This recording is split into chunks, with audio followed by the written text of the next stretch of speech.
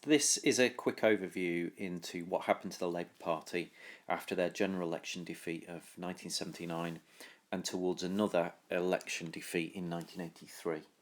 So if we go back to the 1979 general election when Mrs Thatcher wins and the Labour Party led by Jim Callaghan loses, the backdrop to this is obviously the trade union unrest of the winter of discontent. And what happens afterwards is an inquest and a lot of soul searching into what went wrong in the previous years and at that election, and the old internal disputes between left and right of the Labour Party start to rear their ugly head again. We've seen this before at various occasions in the past, most notoriously in the 1950s between the Bennite wing of the party and leaders like Hugh Gaitskell, representing the right centrist side of the Labour Party. So there develops the split after 1979, and once again on the right of the party you see people like old hands like Roy Jenkins and Dennis Healey, who've been big cabinet ministers in centrist governments under Harold Wilson in the 60s and 70s and Jim Callaghan in the late 1970s.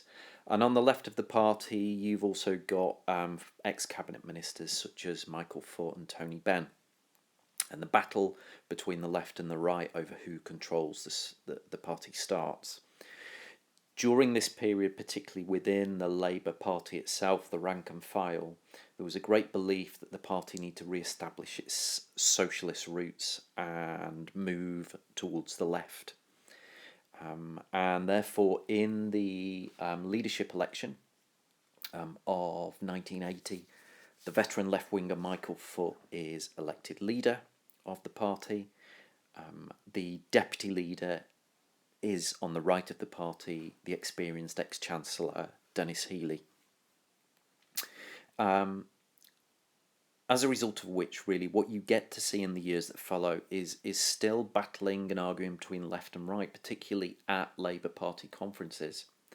For example, at the 1981 Labour Party conference, Tony Benn, the left-winger and perhaps the most influential Labour politician in the early 1980s, actually challenged Dennis Healey for the deputy leadership of the party and only just very narrowly lost that. So the left certainly is in the ascendancy during this period here in the early 1980s. And as a result of which a party conference moving further under the control of left-wing factions during this period too, more left-wing policies are adopted, which we'll see in the 1983 general election manifesto of the Labour Party. There is opposition to this movement to the left, of course, and there is a split actually in the Labour Party, an official one during this period, because in 1981 you get the breakaway SDP Social Democratic Party. Some centrist Labour MPs, such as Roy Jenkins, Shirley Williams, David Owen, William Rogers, the so-called Gang of Four, they leave the Labour Party in 1981 to form a new Social Democratic Party, the SDP, in a bid to break the mould of British politics and to capture votes from Labour moderates and also from Conservatives who were disaffected with the way that the Conservative Party are lurching towards the right. They weren't happy with trade union involvement still and trade union power in the Labour movement. They weren't happy about anti-Europeanism in the left of the Labour movement too. So the Social Democratic Party was born and eventually joined in an alliance with the Liberal Party for the 1983 election. And the Liberal SDP alliance did gain a quarter of the votes in the 1983 election. They did also take a lot of votes off the Labour Party, unfortunately for Labour there. But of course, as you know, there is a first-past-the-post system in this country electorally, and as a result of which the votes cast for the SDP did not transfer itself proportionally into seats won. So the alliance didn't really make the dent on the British political system that they hoped to do during that period. Now, the 1983 election is another Conservative victory, and you do need to spend a bit of time looking at perhaps why the 83 election, why the Labour Party lost. It was a heavy defeat for various reasons that we'll just run through. The manifesto was controversial. It was termed by Labour MP Gerald Kaufman as the longest suicide note in history, and featured such policies that were deemed a little out of touch at the time with the electorate.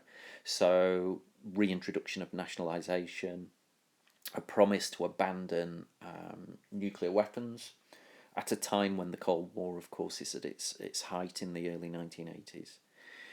Trade union power was frowned upon by more people than ever before after the Winter of Discontent, so any strengthening of trade union influence and trade union power again put many voters off.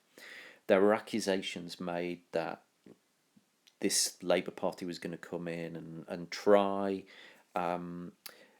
methods they tried and failed with before, so high taxes, perhaps high spending.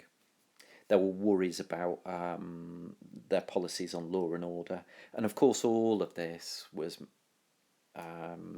used and highlighted by the Conservative supporting tabloid press, who presented Labour as being old-fashioned, out of touch.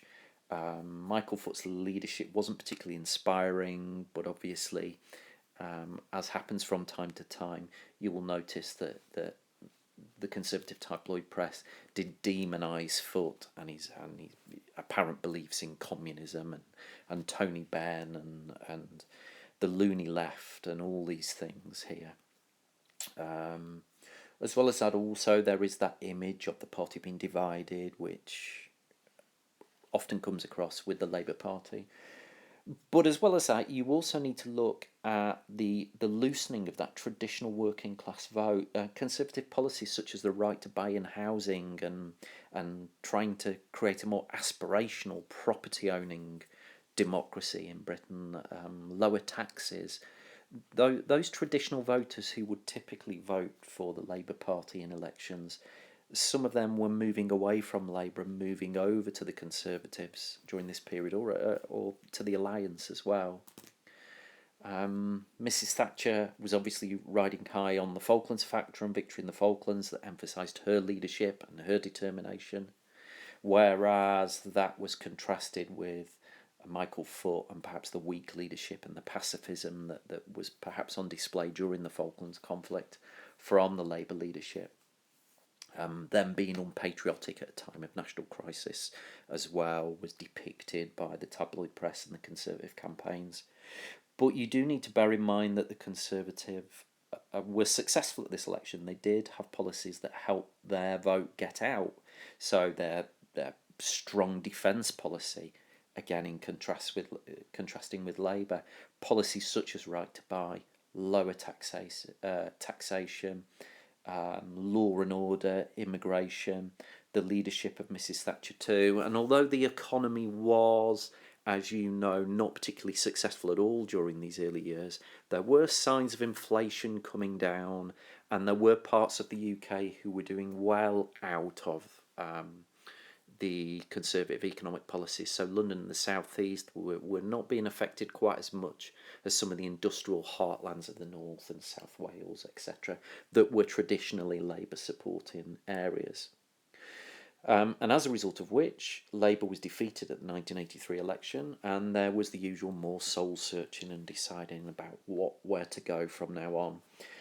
And this is the period where in 1983 there is a new Labour leader, Neil Kinnock, whose task is to bring the Labour Party more towards the centre, tackle the left a little bit more within the party, and make the Labour Party more electable at the next election.